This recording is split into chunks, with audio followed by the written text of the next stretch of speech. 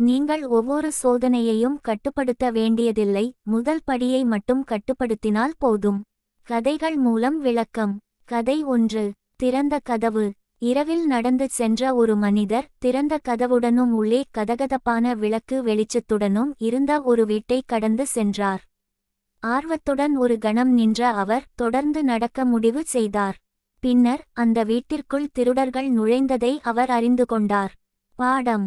அவர் உள்ளே இருந்த ஆபத்தை எதிர்த்து போராடவில்லை, அவர் உள்ளே நுழையவே இல்லை. நாம் முதல் படியிலேயே நிறுத்திவிட்டால் சோதனை பெரும்பாலும் தனது சக்தியை இழந்துவிடுகிறது. கதை 2. கோபமான செய்தி. ஒரு பெண் வாக்குவாதத்தின் போது கோபமான ஒரு பதிலை தட்டச்சு செய்தார்.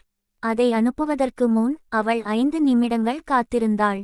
அந்தச் செய்தியை நீக்கிவிட்டு அதற்கு பதிலாக ஒரு அமைதியான பதிலை அனுப்பினாள். பாடம்.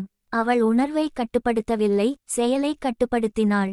அந்த இடைநிறுத்தம் ஒரு உறவை காப்பாற்றியது. கதை 3. இனிப்புக் கடை. உணவுக் கட்டுப்பாட்டில் இருந்த ஒரு சிறுவன் ஒரு இனிப்புக் கடையை கடந்து சென்றான். அவன் இனிப்புகளின் வாசனையை நுகர்ந்தான், ஆனால் சாலையின் மறுபுறம் செல்ல முடிவு செய்தான். மாலைக்குள் அவன் குற்ற உணர்ச்சிக்கு பதிலாக பெருமைப்பட்டான். பாடம். சோதனை வாசலில் உரக்க கூச்சலிடும், ஆனால் நாம் சீக்கிரமாக விலகிச் செல்லும்போது அது அமைதியாகிவிடும். கதை 4. சுவரில் உள்ள சிறிய விரிசல். ஒரு மனிதன் தன் வீட்டைச் சுற்றி ஒரு உறுதியான சுவரை கட்டினான். ஒரு நாள் அதில் ஒரு சிறிய விரிசலை கவனித்தான். அவன் இது பொருட்படுத்த முடியாத அளவுக்குச் சிறியது என்று நினைத்தான். நாட்கள் கடந்தன. மழை அந்த விரிசலுக்குள் நுழைந்தது. விரிசல் பெரிதானது. இறுதியில் சுவரின் ஒரு பகுதி இடிந்து விழுந்தது. பின்னர் அதைச் சரிசெய்யும்போது அவன் சொன்னான், அது சிறியதாக இருந்தபோதே நான் அதைச் சரிசெய்திருக்க வேண்டும். பாடம்.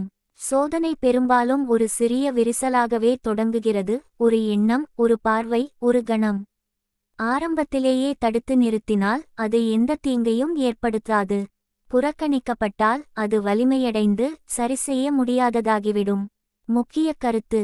சோதனை என்பது பாவம் அல்ல, அதற்குள் நுழைவதுதான் பாவம்.